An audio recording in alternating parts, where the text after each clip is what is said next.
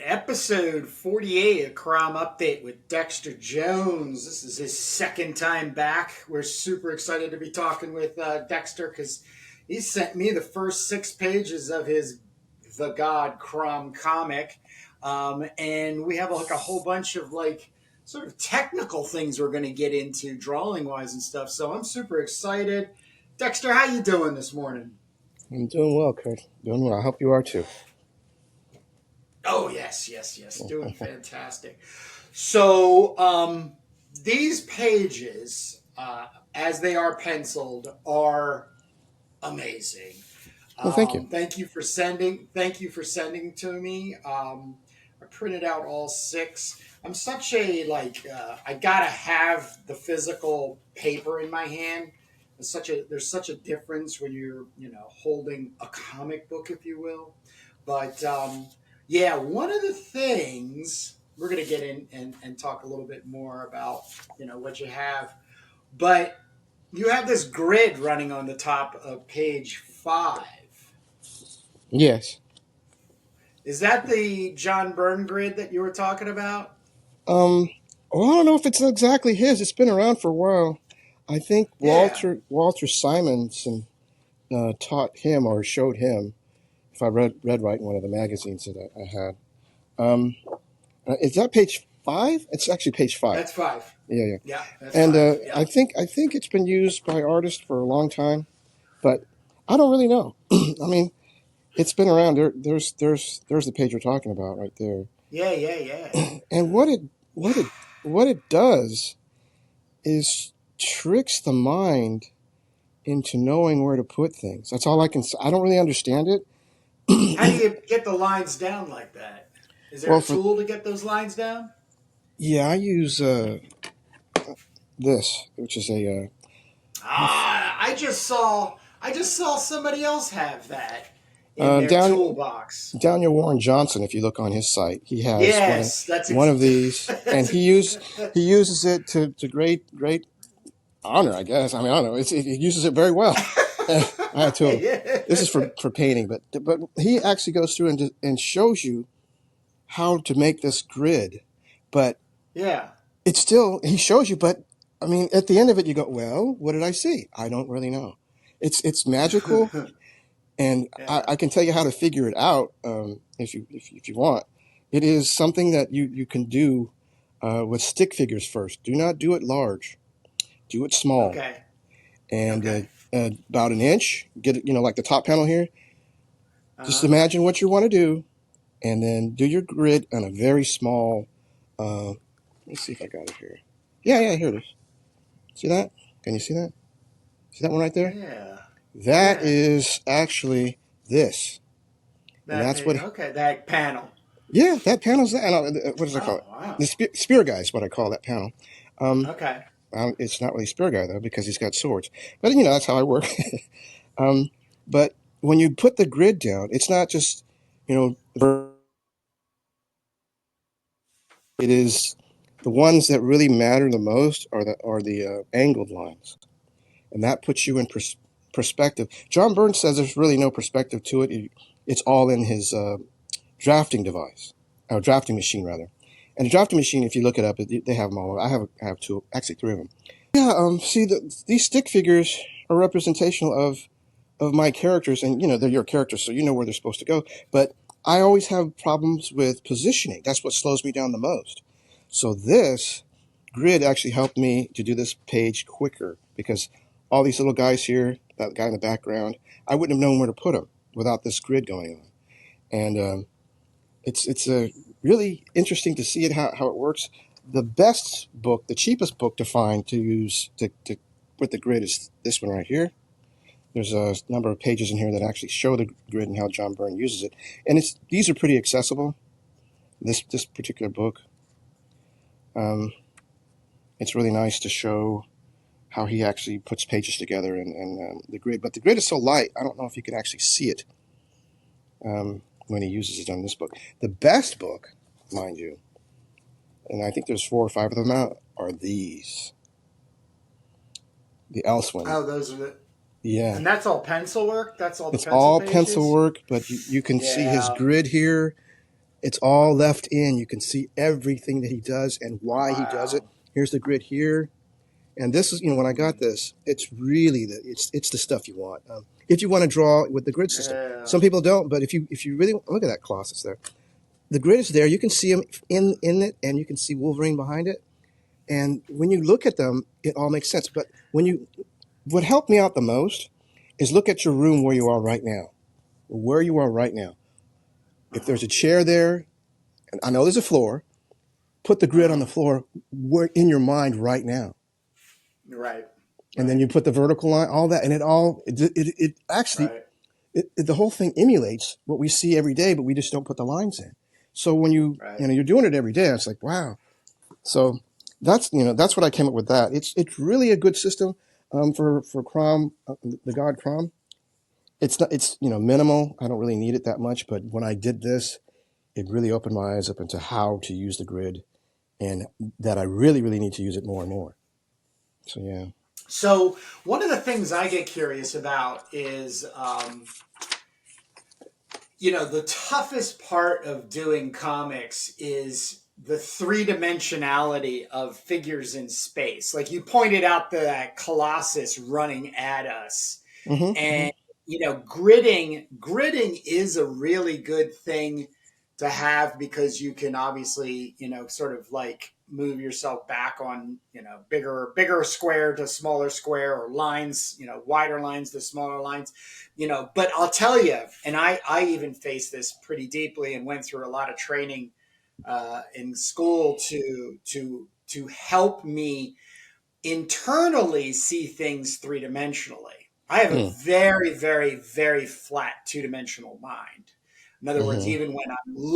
even when I'm looking like through this window of my house, I'm just using the window panes breaking up to just create smaller smaller images inside that. Where a lot of people can have this very three-dimensional or physical space of distance, of objects from here to here to there. But when you get down to just drawing on paper, and I'm actually going back to the stick figuring thing now, Mm-hmm. Mm-hmm. and it's very much for the same reasons. The relationship of not only the characters in an action or static. It doesn't really matter, though, if you're moving characters around and one's in front or on top of it and everything. But one of the really nice things about your work is the way the environment. Background is another way to talk about it, but I think people think too much background. So in other words, they fill in all the negative space with something back there. But having like a figure fallen in front, or like the spear down, this is now creating more spatial dynamics on a two-dimensional thing. So the grid really seems to have an effective way of seeing three-dimensionally, and then obviously rendering. Yes, it's very powerful. And you end up doing figures like these little ones in the back here as stick figures, because that's what we see in our real lives. They're of course they're color figures and everything, but they're really small.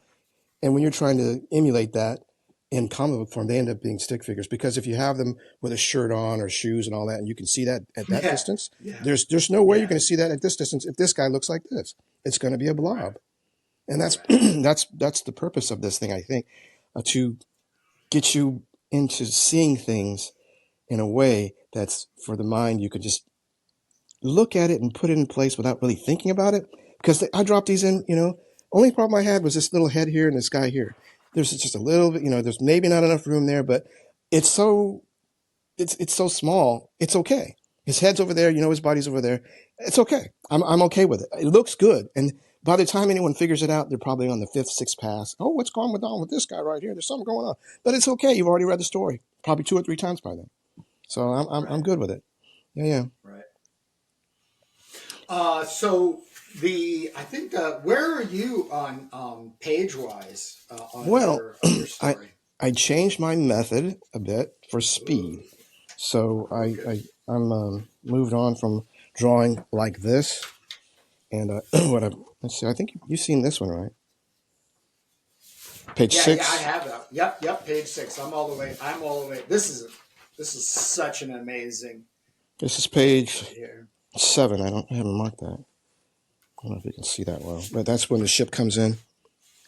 Let me Yeah, mark this out. because the just to bring up because we had talked. I was really taken by this in your layouts, so people can Mm-hmm. kind of get a feel for moving from here to here when it comes to your pencils. Yeah. So what I've done is, well, that's page 6 or 7 rather, is because of the speed thing. I'm noticing I could time wise, family things and all that. Um, Yep. I decided to say, well, I can do this easily, right? This is page 8. Not easily, but Eight. it's there's you can tell there's volume there. There's roundness, and and what's going to happen is because when I use my techniques to do the backgrounds here, I'm going to be doing something totally different anyway. So no one's going to be inking this but me. Right. So I said, well, Right.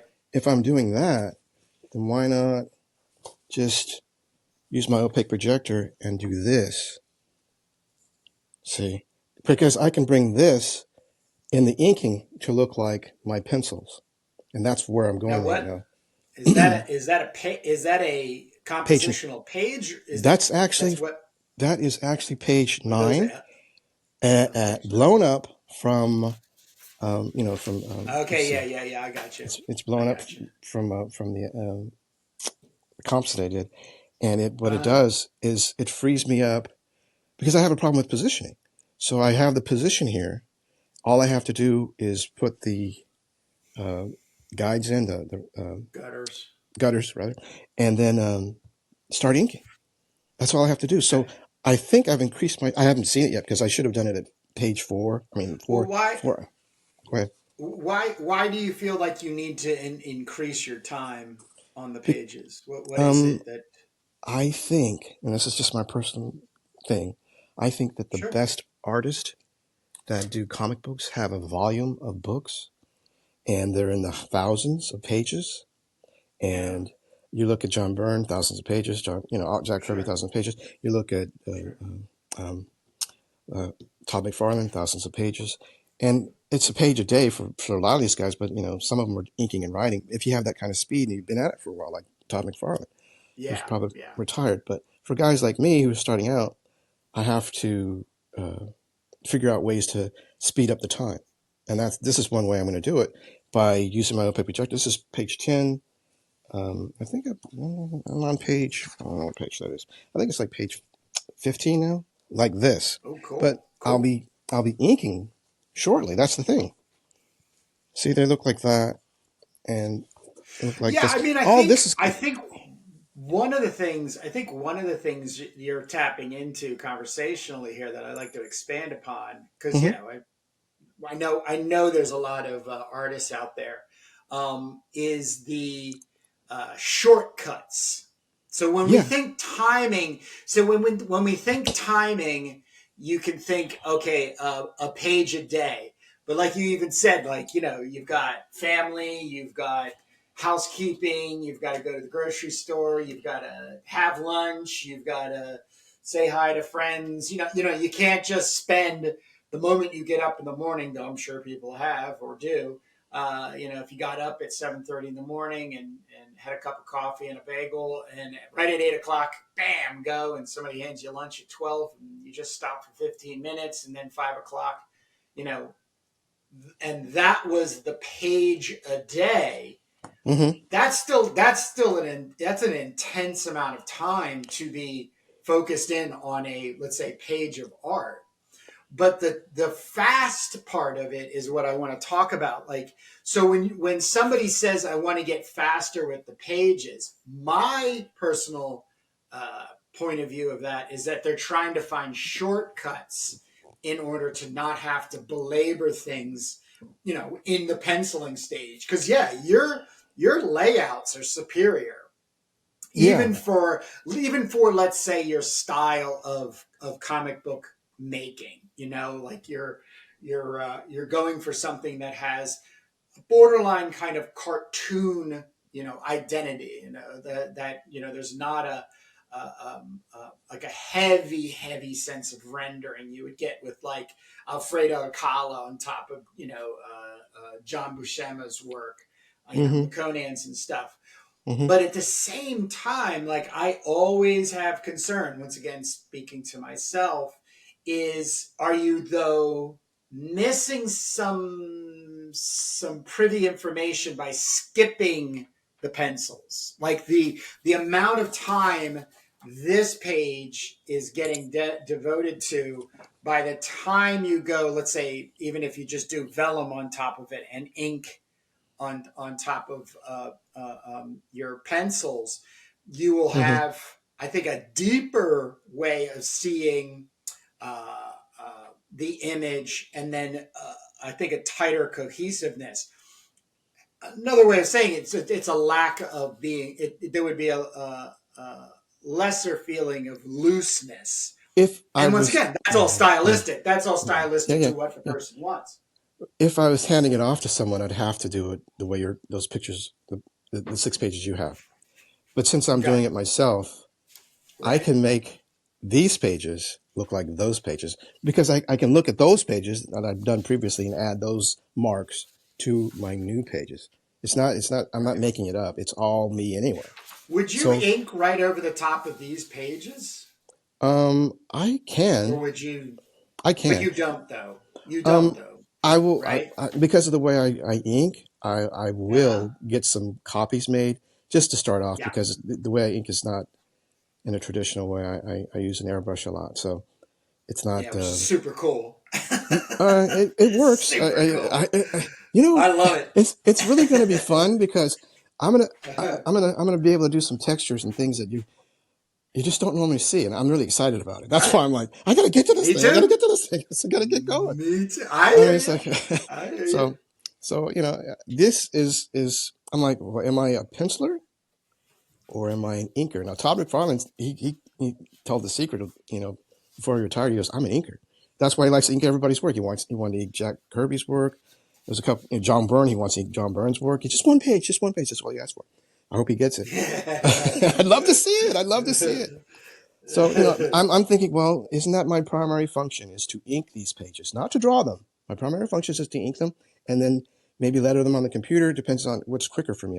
I can letter, but I got chicken scrawl sometimes, but depends. And if I really go slower, which I I don't want love to go chicken slow. scroll. Yeah, it looks all right. For this, it would be perfect I love personal handwriting. because it goes, Integrated in art. it, Integrated in the art. it's your own signature, your own hand in your Yeah. art. Yeah. Like, it's like, yeah, it looks like that, but don't the other marks look like that too? So yeah, I think I'll probably hand do it. So it'll take a little bit of time, but it's actually funner. So, I mean, I'm just really happy with this whole thing. I mean, it's really, I guess it's a Should love of be. art, a love of comics, a love of the genres that are there.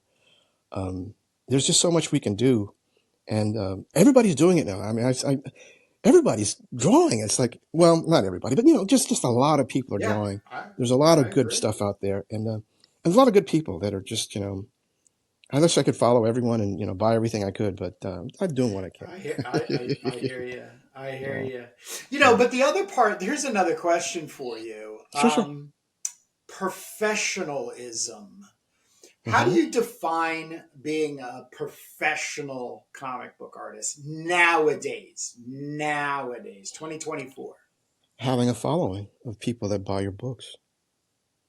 That's being a professional comic book Um, artist?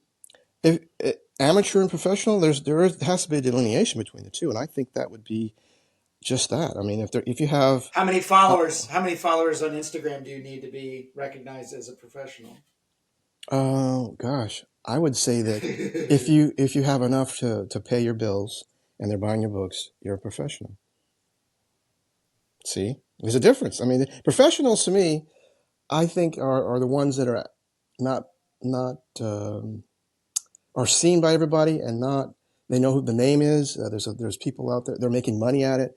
Um, if other than that, you're an indie artist who could be known by a lot of people, but if you're not making money and not that many people know you, that's just my take on it. I just don't think that's a professional. But that's that to say that an indie artist isn't making enough to live off of and having a good time and doing what he wants to do or she wants to do. It's just my take on it because I'm a little old school.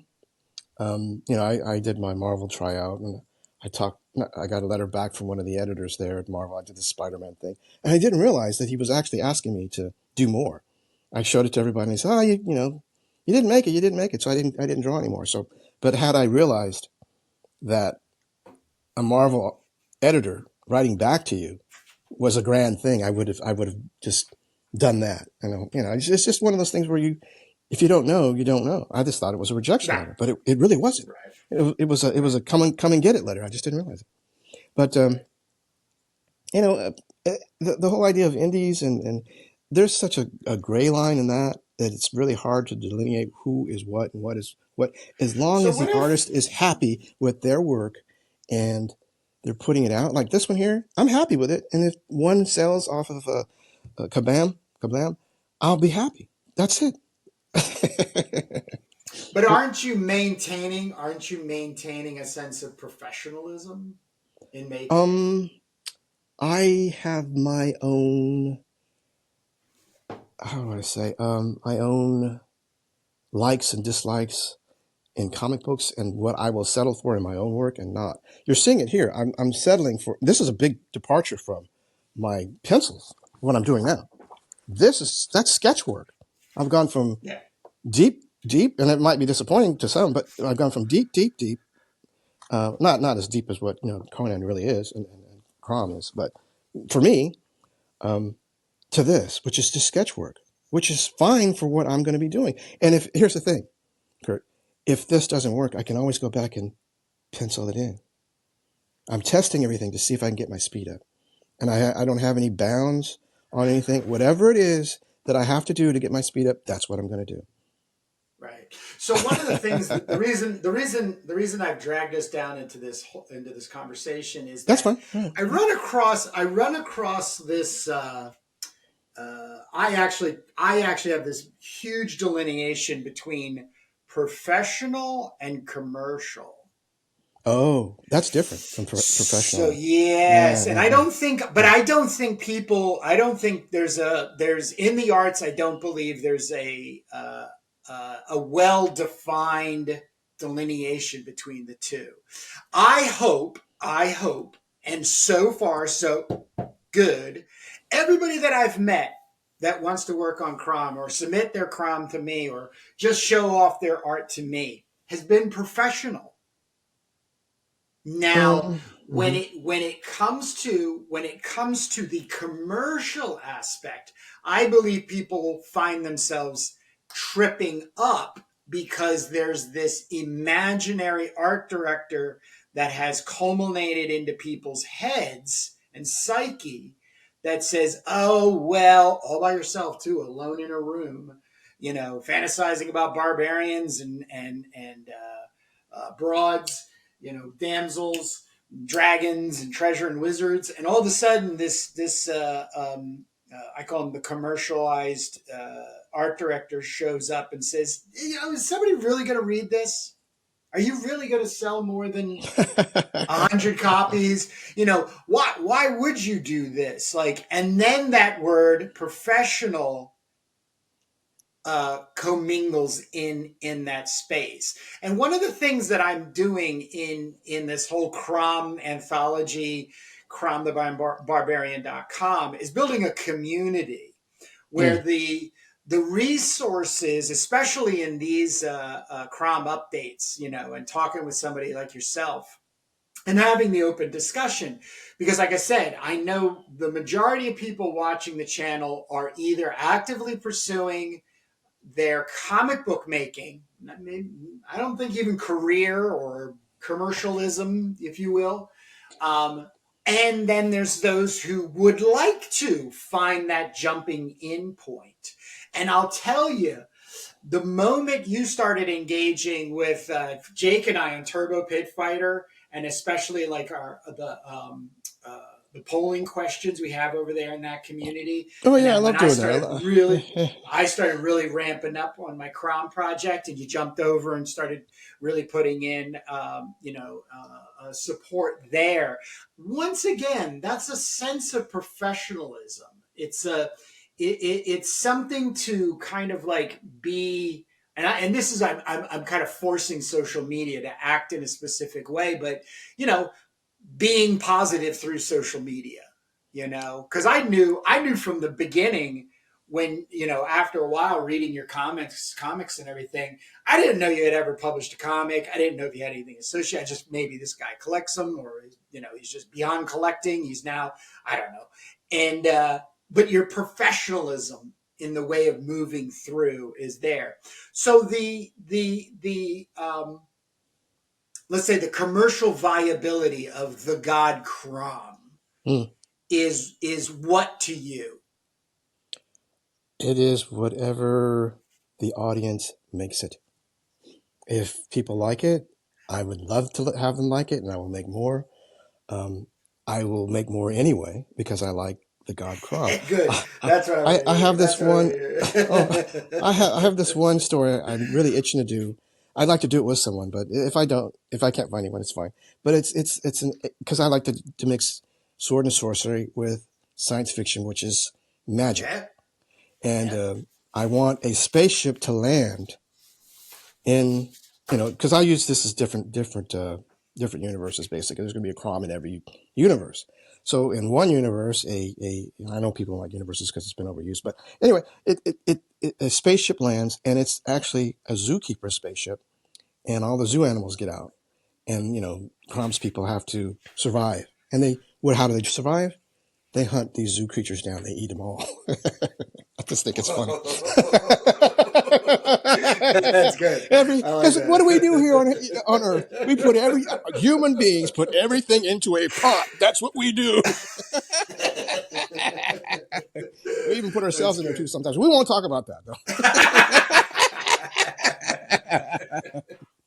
Love it. I love it. though. It's who Oh we are. man. Well, that is like another, like I said, I'm really topically opening up in these discussions on CROM Update. Some of these things that I feel like are getting, just getting people too, uptight or overthinking, comparison, to what, to what. And I think the bigger part, which I thought was really interesting when we were talking about the professionalism, and your immediate response was, hey, you have to have a large following, Mm-hmm. on social media. And, that makes it even more interesting, because how, we all know the game is rigged on social media. We Sure. know Mm-hmm. it's not leaning in our favor. The whole idea is, the moment that you're an artist on, let's say, Instagram, YouTube, what have you, you're now a content provider, and that content is to keep people there, on that platform, to see advertising, and so on and so forth. um, I would say, if I just got my report from Squarespace, that I had two new subscribers, and now on CROM the Barbarian, Mm-hmm. and that makes it 52 people are subscribed to my CROM the Barbarian. Mm-hmm. I can't express enough gratitude for people, coming to CROM the Barbarian, which is not a social media website. Two, taking the time to move around and go, wow, this seems trustworthy. Like, this seems like something's going on here. I don't know Kurt from a hole in a wall, or CROM, but I love Conan or Sword. I just love this and that. Let me at least subscribe, and see what else comes along. I think the bigger part of it, and if there is something I can attach to what you were saying, Dexter, about, having let's say, a social media following, or a following in general, is building trust, and then the consistency of your behavior in what it is you're making, however long it takes to make. I'm even now, right today, I'm back on laying out CROM anthology, because I Oh, good. really want this thing. I want this thing to be, 200 pages, chock full of just inspirational and also meaty stuff that can inspire somebody to pick up a pencil and start writing and drawing. Hmm. But the thing I'm starting to realize is that my earlier date of hopes to get this out, I don't think I'm going to make. And to be honest with you, I'll probably end up being. I don't want to release it during August or July, so I would hope that I could release it in May and June at the latest. I still want to try to meet March as a release date, but the bigger point of it is I don't want to be in a rush. I don't want to establish something to me that I have to have 1,000 pages or 100,000 pages in order to establish who I am as a creative, because my art is this book. I see. This is my art. Mm-hmm. This I have to use this here. I'm working on. Oh, This is yeah, yeah. not my art. This is not my art. And That's, I had a conversation with Alex Turbin, and he even defined it, which is awesome, as this is process. yeah. Mm-hmm. This is the definition of me making something that, as I get 140 pages of those something and organize them in what I would hope is a proper context. I don't think it meets everybody's standard. Black and white, magazine size probably puts people off. Cover's not. I've even had people say cover's not even full color. Why the hell would I buy a comic that doesn't have a full color cover? Because it's It's cool. still. Yeah, well, cool to some of us. Because Mm-hmm. the other thing you can't deny is there. Sword and sorcery is what I call a super niche. So this is As it something. stands now, yes. But imagine this. I think I just commented on one of your podcast things that you write out.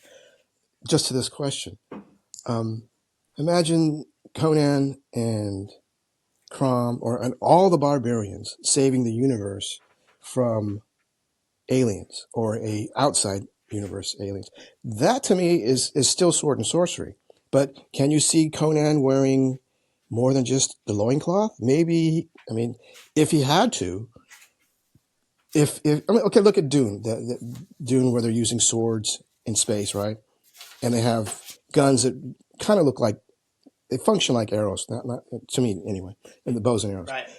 So if you can do that with those, why can't we do that with CROM and Conan and all these things? We're limiting ourselves by saying they have to wear a loincloth and go up against these sorcerers from the Elder Age. Because you're reading Edgar Rice Burroughs, and he didn't see what we can see. I mean, we've got spaceships that go out in outer space and get caught by big hands. I mean, Right. SpaceX, we can see that. And Right. back in the day, they couldn't see that. So I'm proposing to let's update these characters and bring them into the modern age, even though they're barbarians. That's my take on it. I, But some people I won't love accept that it idea. because they like the loincloth, and you can still have a scantily clad woman, who's a Yeah. badass in that too. I mean, it's like Well, okay, well, it's funny. A very similar interior thought. I have yet to explore is I live in Wilmington, Delaware, hmm, and I really do enjoy living in this area. And one of the things is that I live just outside a city, small city, but I can drive, pretty much south or west and end up in rural areas very quickly. And I was doing private lessons with a gal who was doing a comic book. She was developing a comic book, and wanted to hire me to basically be a tutor, if you will. that's nice. She had one of the coolest ideas, And her idea was, the story starts that somebody's coming down north on 95, which is the main thoroughfare. It's the main highway that runs, basically the eastern seaboard, right? You get all the way to Mm, Miami or Key West or mm. whatever, I think. But she said, and she was naming exits just south of Wilmington City.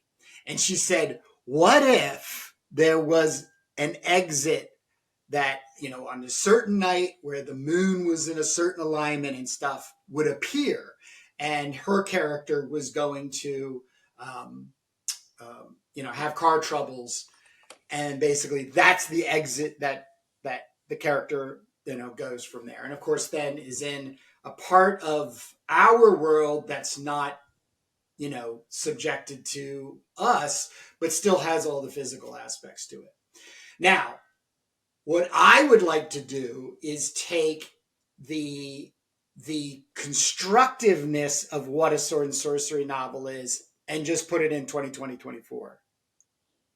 Yeah. Like you said, like being scantily clad, and it was funny because somebody generated a AI trailer for Game of Thrones trailer park trash. So, on YouTube. I have to search that out. And I was like, oh man, see, this is what I'm talking about. Now the derogatory trailer trash kind of thing, is not really the speed that I'm thinking, but it's more like, just everyday people, but the hierarchy of corporatization and the young people, you just have to figure out the way. The only thing I'm actually stuck on that I haven't really resolved is the sword part. I think the sorcery magic thing is kind of easy no matter what time frame it is, but like the sword part being symbolic, in the story. It doesn't have to But be symbolic. You can actually use it. I mean, Dune did it with great clarity. The movies, I mean, they have the shield, and that's all you need is a shield and a sword. I mean, a body right, shield. And once you have right, that, you're back to cutting and gutting, and right, that's what it is. So it's up to the creator to figure out the groundwork on how they want to bring the sword into it. Maybe they're magic right, swords. There's so many ways to do that. I like Star Wars, so a lightsaber or a light sword, that is cool too. Maybe the sword is attached to that. If you're able to wield that sword, you're covered from lasers, and that makes you, the equivalent of a Jedi in that universe. So it's whatever. We can make it up right now on the fly, which I just did. It's just that's not the big deal. The big deal is getting it out, getting those pages yeah, out. That's the. yeah. If here's the thing, if you had a bullpen like the Marvel bullpen or a DC bullpen equivalent, what couldn't you do? It's very true, but I also have to say, in commercial identifiers, we've lost so many great comic books to not selling enough on the first issue. If you're just a bunch of guys keep throwing mud on the wall or darts on the board, Sure, eventually, sure, eventually, sure. something is going to stick, because that's just it's like playing the lottery. Well, you win some of it, and you won't win the big one, but you'll win some. Right, That's my right. theory. I mean, I think if you just keep putting books out, people will start looking at your style. I mean, like Stuart Inneman, all these guys that are out there. As soon as I said the name, you see his work, don't you? Paul Pope, you Who's that see his again? work. Oh, Paul. Oh, Paul yeah. Paul Okay. Pope, you see his Oh, work. yeah. You see his work automatically.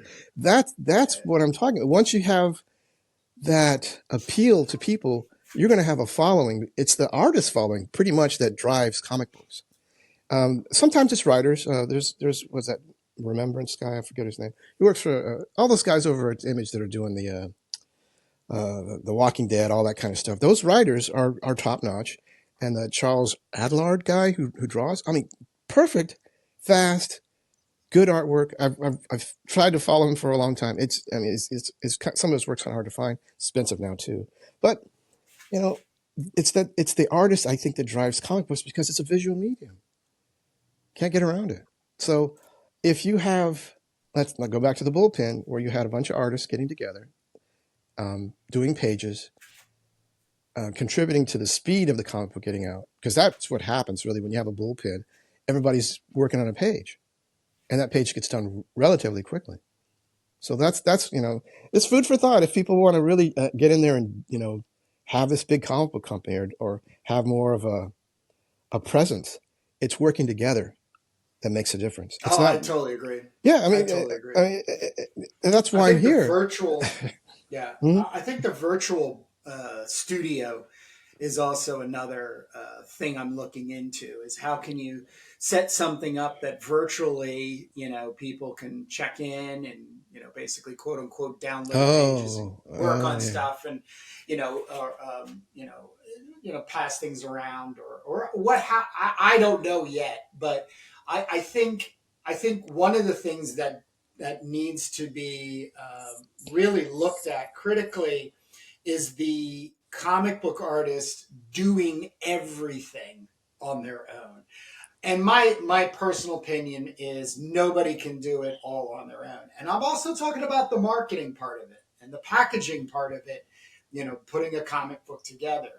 So you got writing and you got pencil layouts and then you have inking and coloring if that's if a choice of coloring is what comes in. But even the inking part has to have for my own aesthetic eye is a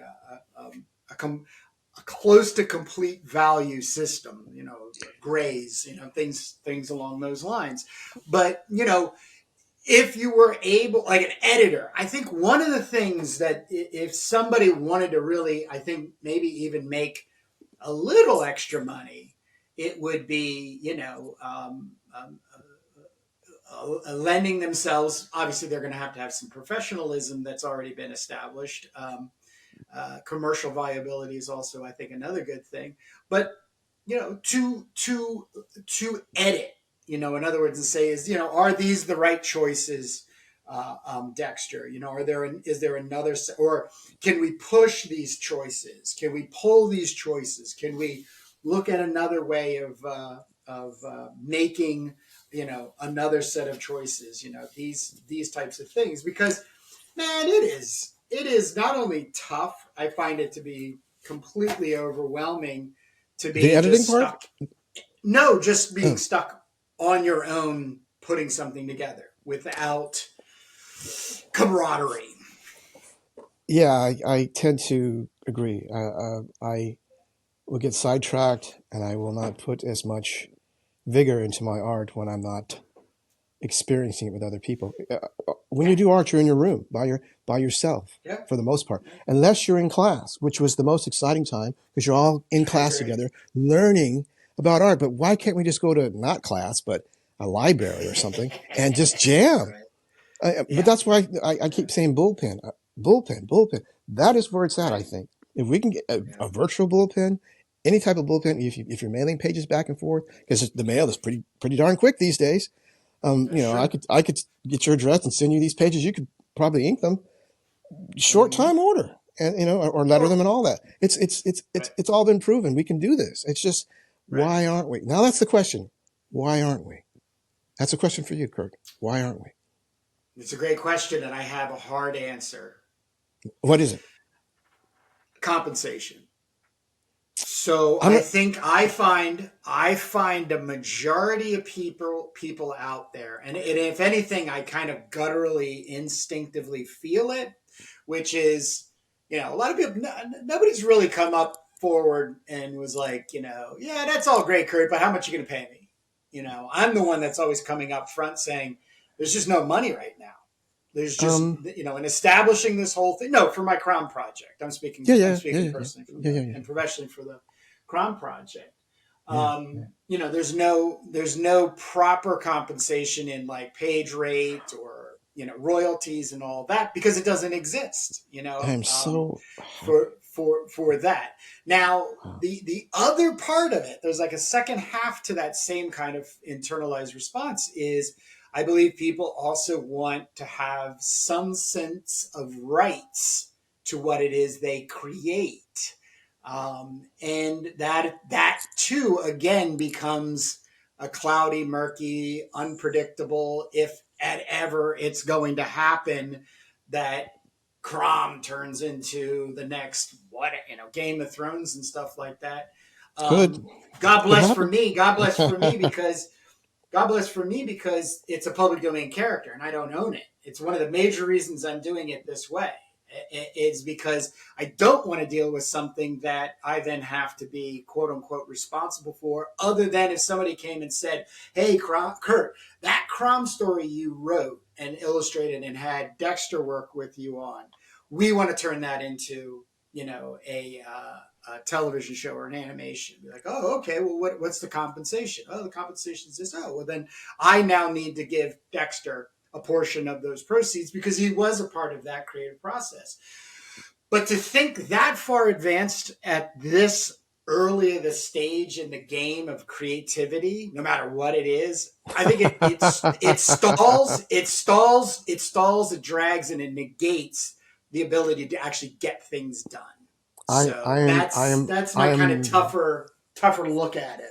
I'm a bit different because I want to. I have a comic book company that I'm putting together, trying to put together. So my goal is a little bit different than yours. The bullpen is where I'm trying to go eventually, and I'll probably end up paying people to do work. But the trick to that is you won't be paying people from within the United States. I'll get someone from Mexico or the Philippines or somewhere else and pay them. That's probably the best way to do it to get my comic book company going. But um, I don't think there's anything wrong with money. We're Oh, I don't capitalists here. either. It's Oh, nothing wrong with I it. And don't either. if you can get people to buy your stuff, fine. If they don't, that's fine too. But you got to get Um, people. You got to get people to make the stuff. Like and that's what I'm that's saying. the I mean, thing. you could pay So one of people. the Go ahead. reasons, one Go of ahead. the reasons I think people, I think one of the reasons people move outside of the United States Hmm. is for two reasons. The one reason is they can still do the work for hire contract, Right. which is really a is an interesting way of getting comic books done. I don't think it's ever going to go away. I know a lot of American artists that'll sign them, work them, they'll do it for $20 a page. I've run across people. But And once for them, again, what I'm getting, that's adequate compensation for where they live. So that's you're not cheating them. no. I'm talking about the United Okay. States of America, twenty Oh, dollars a oh, page. no, no, no, no, Oh no, yeah, yeah. no, no, no, no. No. I know I know people people. who don't I get know paid at all. people. I mean, they get I ripped know. off a lot But too. see, this is the thing, though. Once again, we're moving outside of the country, trying to find people to do, let's say, professional work. Once again, because also the professionalism is trying to get the work to you, get them to make it and get it to you. Let's jump to Japan though. This is one of the things. There's two things in our country. If we could catch speed to, Hmm. um, from publisher and artist side, there would be a magical revolution. The first part of the publishing is doing, the manga, the like Shonen Jump, the big the weekly black and white magazine, right? But Sure. on the other side of it is the manga studio. There are very few, other than the ones that get started, mangakas that are doing it all on their own. They have assistants. They pay those assistants, and what it becomes, it's like what do you call it? Like an Assembly line. apprenticeship. It's Oh no, yeah, it's an apprenticeship because okay, yeah. most of those males and females that are coming through, and no matter what it is that they're working on for somebody else who's got a contract with Shonen Jump to give them 7 to 8 pages a week, and they're Hmm. doing backgrounds or filling in zips or whatever it is, that helps them get more calibrated to getting their own stuff into the manga anthology and stuff. And then the manga anthology collects all the stories once it's come to some sort of resolution point, and now it's in a collection, and everybody quote unquote wants it, if not the hardcore fans and everything. It's these are all grand topics to. I believe everybody's talking and thinking about, and I think it just comes down to like, hey, we need to, people need to start trying things out, and to hear that you're going to start a studio eventually is awesome. It's Yeah, awesome. yeah. So and you do have to do it the best way obviously an affordability and the such going from there. What So we're talking about is already happening. There's this. I think he's an American guy, but this is his book here, and it's Saturday AM, and he has some other books too. But this is a bunch of guys that put their work together. Whoa. And you can get this Whoa. at your Barnes and Noble. And that's where I picked this that's up. all. Yeah, But they're all Americans. They're all Americans that are. yes, I believe so. Holy Christmas Yeah, Eve! Saturday. It's a really good looking stuff. Some of them do it traditionally, but most of them are using the Manga Studio. Since you mentioned that, and Yeah. I think it. But see, I'm more traditional. I like to see the paperwork. I like to hold the paper and the ink and all that. So Me too. But his book is called Apple Black. If you want to search it out, and he's online. Yes. Yes. He's got. I mean, a lot of pages. These are all. I mean, his other book. That's here, hold on a all sec. him. No, I'll show you one of his books. Hold on a sec.